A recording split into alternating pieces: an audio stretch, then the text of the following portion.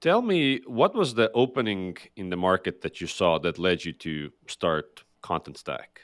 Sure. Yeah. So Contentstack was formed and incubated essentially as a part of my digital services agency that I was running at the time.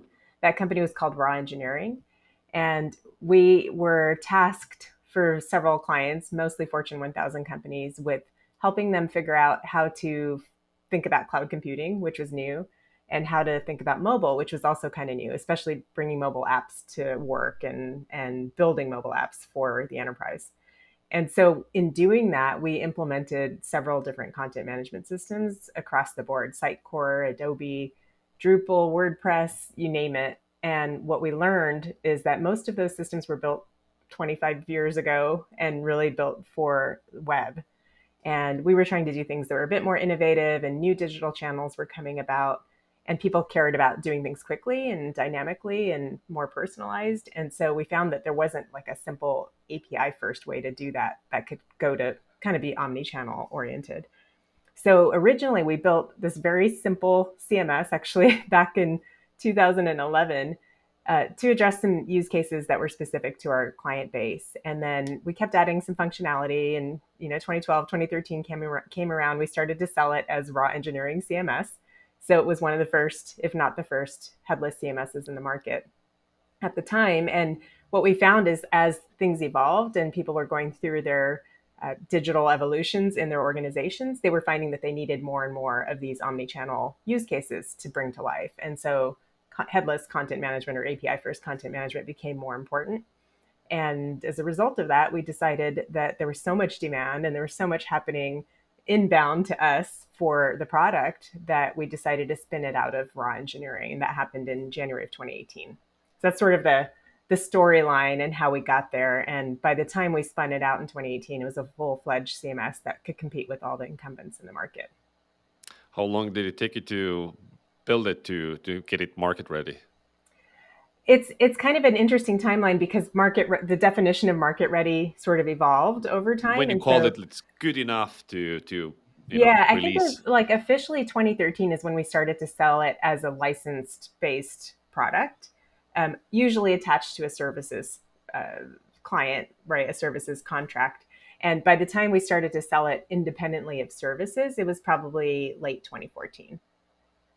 So, started as a services company building custom stuff for clients, Yes. and you found that existing solutions were not good enough for the modern world where content can live on all kinds of devices. Right. uh, and so it was really a product based approach where you guys were building in leading doing innovation essentially. Yeah, absolutely. I mean, we're kind of like product nerds, right? My founders and my co-founders and I, and so we would try to solve problems with products or minimal solutions, especially when things didn't exist in the market off the shelf. And even sometimes when they did, if it was easier or faster for us to just build something. And so that's what it started as. It was just addressing a need that had grown and that we were seeing not just in one account, but pretty consistently across the board.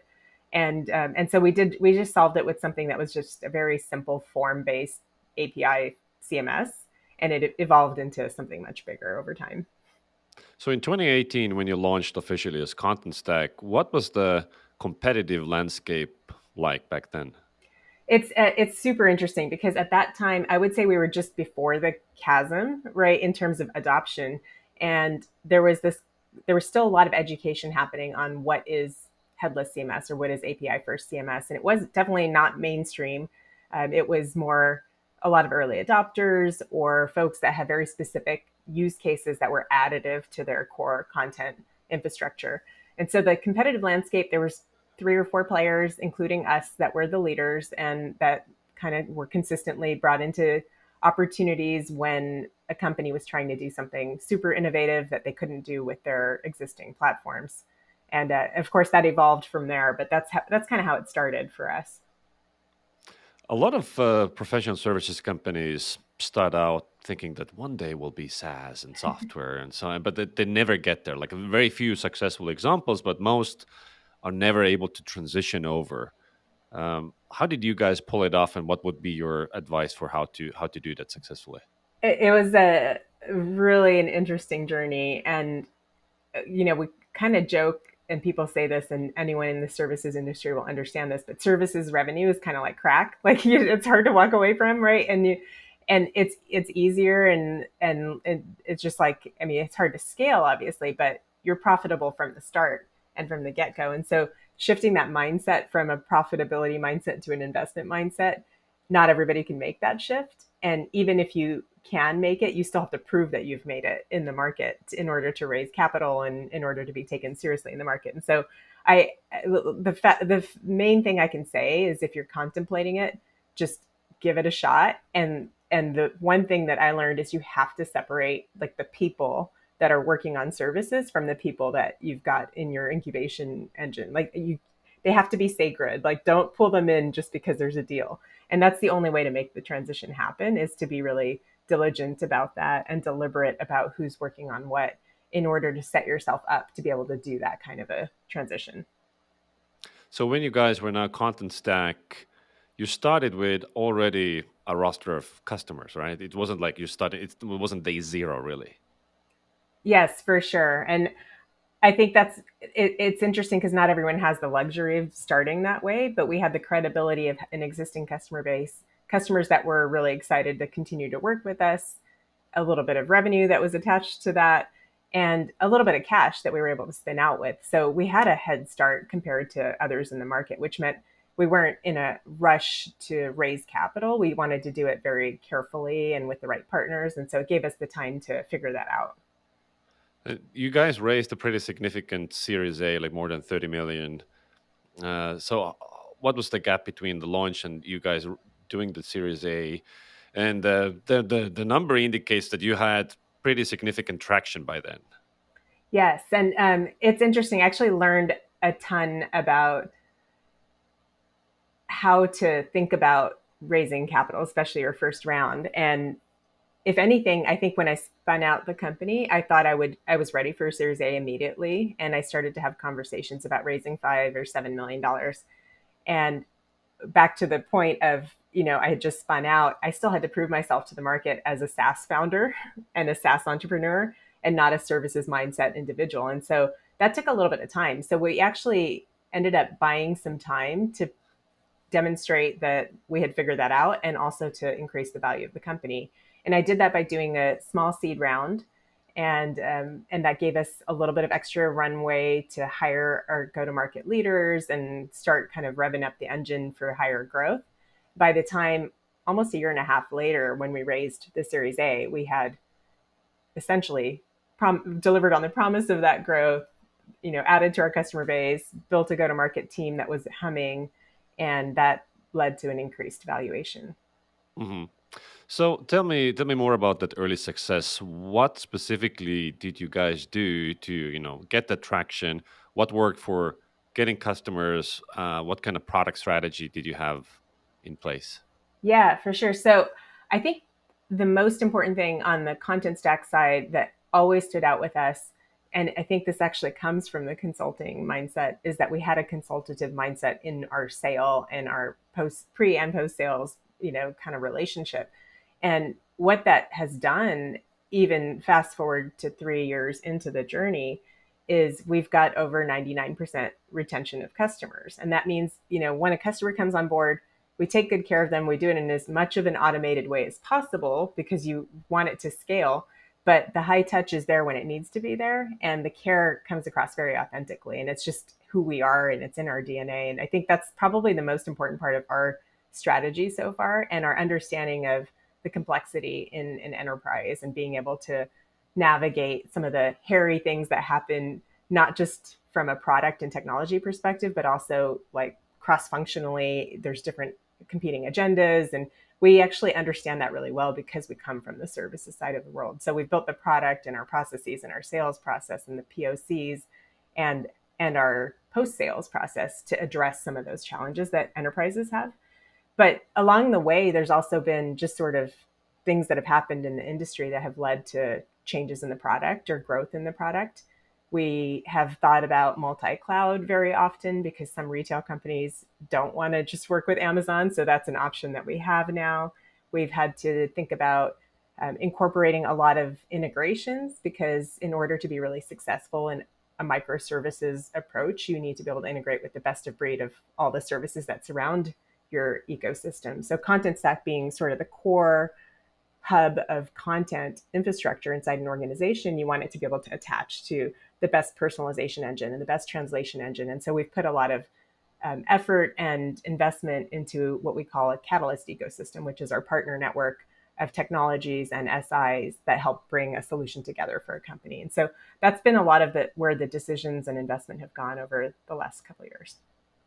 So being a CMS, that naturally lends to some stickiness because companies don't want to change their CMS every year. So switching cost as a moat is kind of baked in by definition.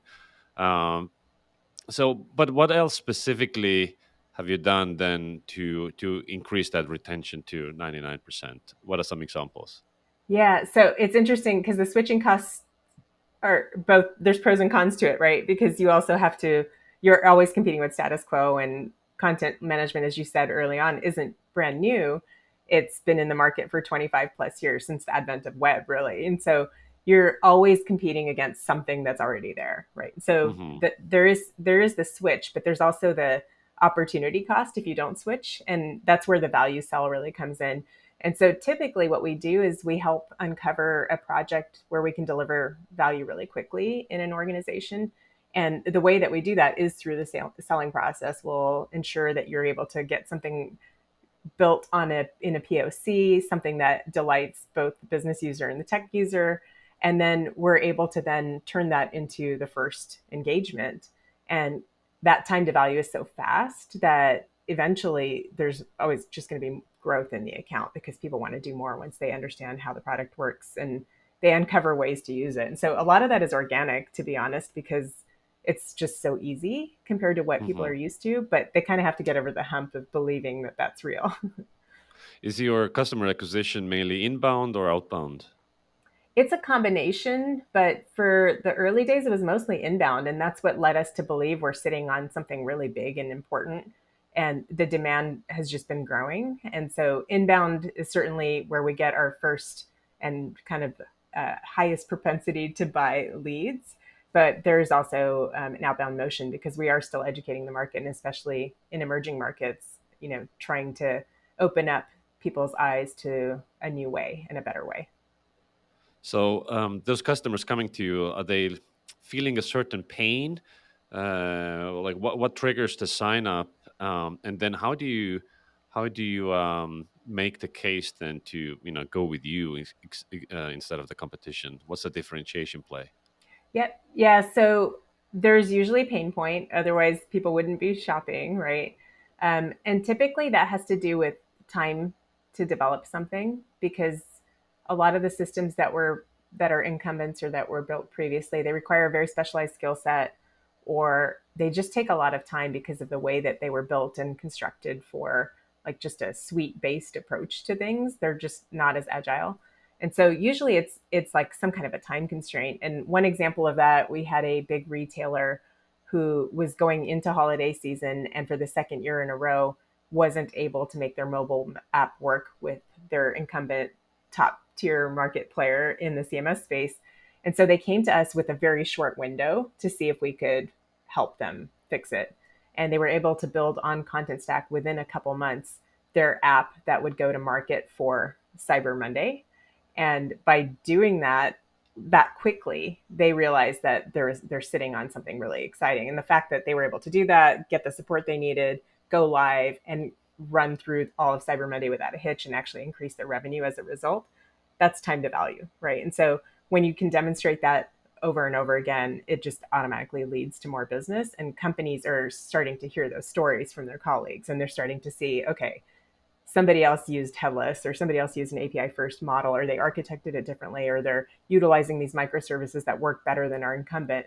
We don't want to be left behind. And so there's also this like drive to not settle and to be able to kind of lift what your ideas are to a new level and actually bring them to life, which they haven't been able to do because technology used to be a constraint for that.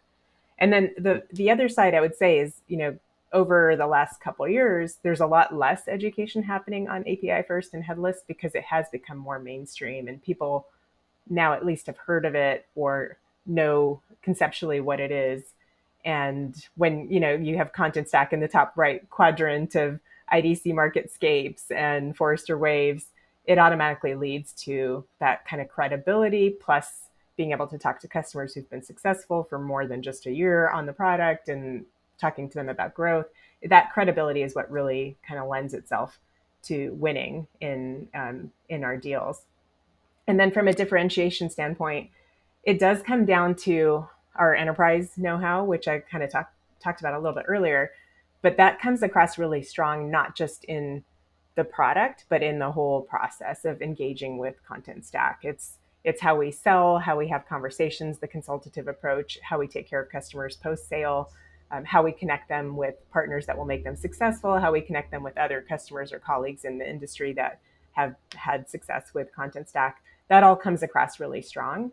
And then there's this equality by design, which is really about understanding both the developer and the business user in an organization and ensuring that we've built the product to address the needs of both sides, which most CMSs will choose one or the other. They'll kind of go down the path of this is a developer play, or they'll go down the path of this is a WYSIWYG, easy to move things around play. And we've actually believed that to be really successful, you need to empower both sides of the house so that developers can be really innovative and build cool stuff. And business people can bring things to life and figure out how to monetize and engage their audiences. And so that's been a big differentiator as well. So typically, what happens in categories as they get more mature, every player, every competitor eventually has the same capabilities. If you look at like email marketing or CRMs, like every tool does everything, and so the product led differentiation becomes minimal to none. So thinking ahead, 2025 and beyond, competitors are not sleeping, new people will emerge, lots of money going around. Are you building any other non-product modes, like brand modes, marketing modes, things like that? Yeah, I mean, I think one thing that we recently announced, and there's sort of two pieces to it. One is this concept of care without compromise. And this goes back to our customer success superpower, but it's the idea that you can not only go down the stacks versus suite approach, but you can do it with the confidence that you're working with vendors that actually will deliver same or better value in terms of your customer care. And that's typically been a barrier, right? People want that idea of like one throat to choke. They want to go to a single vendor and get everything and have one support ticket and have that followed through. But the reality is that doesn't work anyway because there's disparate silos within any large organization when you have a big suite. And in kind of contrast to that, we started to work with some of our closest Catalyst technology partners where Content Stack plus two or three other solutions work really well together as a blueprint. And we've added a layer of customer care where there's a memorandum of understanding between all of the different vendors involved. And we ensure that if we get a customer call and it's about Content Stack or one of these other vendors, we'll take the first call, we'll have the conversation, we'll try to solve the problem. And if we can't, we'll do a warm handoff to someone on the other side. And that gives everyone kind of a little bit more confidence that that's something that is no longer a barrier to entry for going down the stack approach. And then the other thing, just recently, we announced an acquisition from Raw Engineering, where we brought over 53 experts that were content management implementation experts into Content Stack because they understand the product so well that they'll help us improve how we actually build out that customer care. They've done integrations with a lot of the companies in our ecosystem, so they can help us to build out those blueprints. And then they can help our Catalyst partners to get the training that they need to be successful at implementing Content Stack as well. And so there's just a lot of investment. We're putting our money where our mouth is in terms of ensuring that we can actually deliver on a vision and not just a promise. So the customer success that you provide for customers, it goes beyond just here's software, go nuts. You also help them implement strategy, things like that. Do you charge for that, or is that comes with the software? Yeah, so we don't really have a services arm necessarily. We're more, the consultative approach is in our onboarding. So it's a part of the customer success process. So when you join Contentstack as a customer, you get a number of hours of onboarding services that's just kind of included as a part of the initial contract. And that typically will be some kind of architectural guidance. We'll look at what you're trying to do and just make sure you're following best practices. And then we'll do a developer training and an editor training separately, and then we'll just do a check-in to make sure you're good to go. And then there's quarterly check-ins and sort of as needed, if you need to talk to a solutions architect, we just make that available. But it's not like a long services engagement or a paid for engagement in any way, really. Got it. Uh, Over the last 3 years, what kind of strategy bets did not pay off?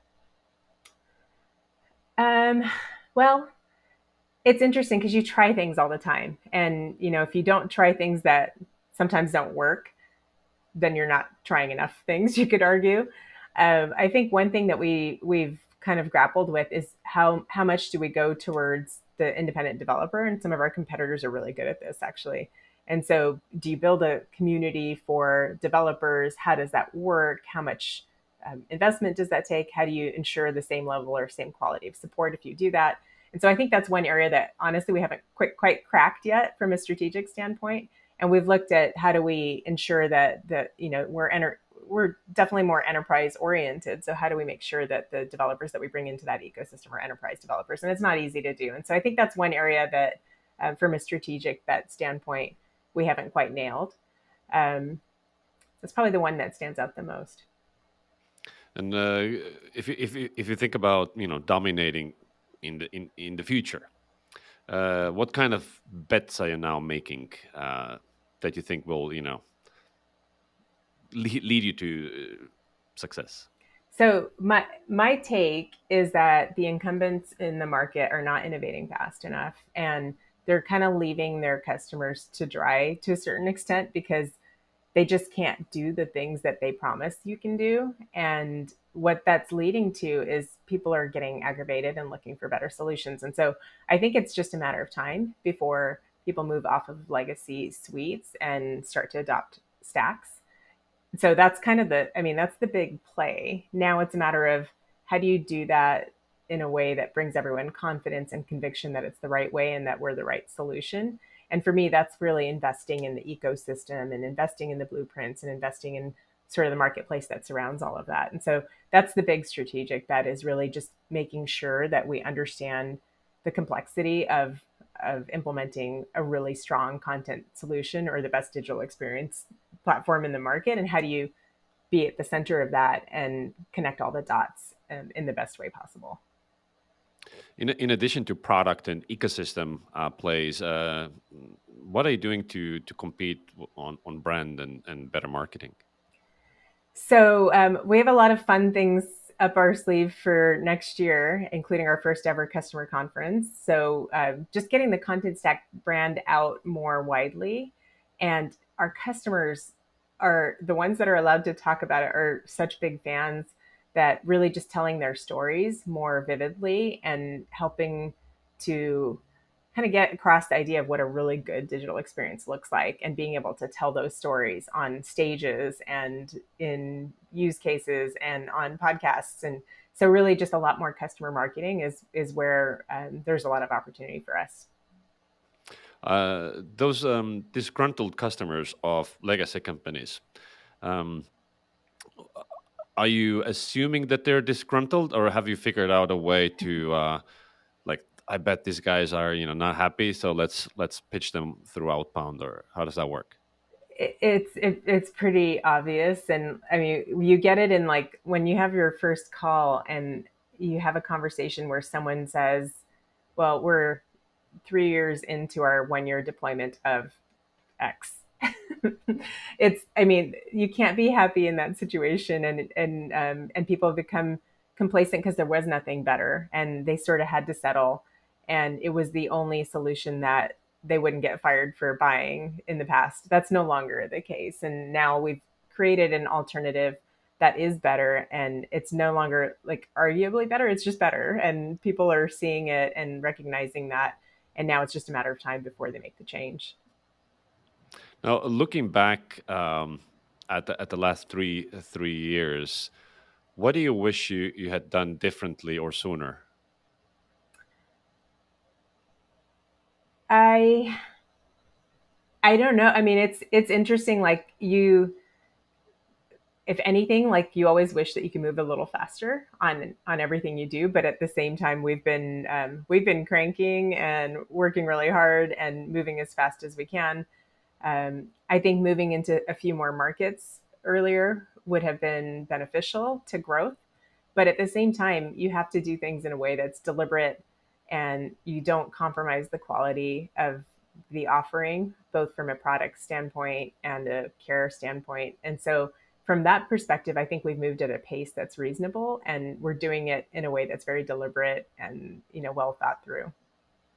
Did you focus on the building the partner ecosystem from day one? Was that on like an obvious strategy to pursue?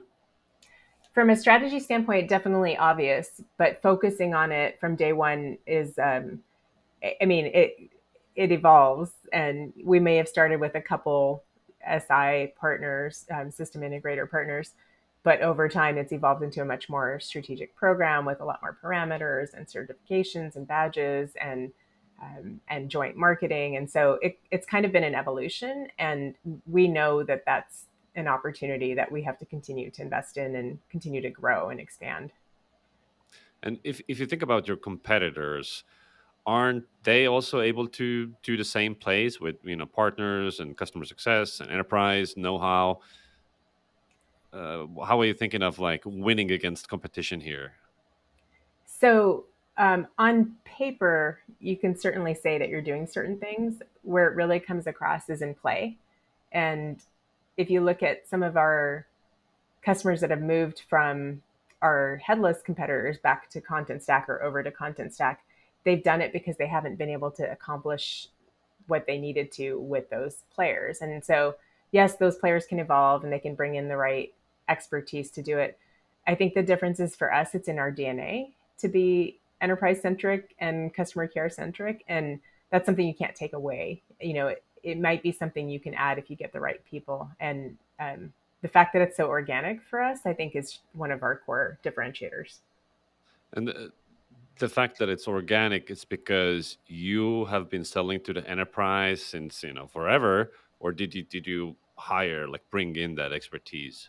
It started with the team that was the founding team here and that spun out of the consultative play because our customers were enterprise customers. It was in our DNA. I worked in enterprise companies.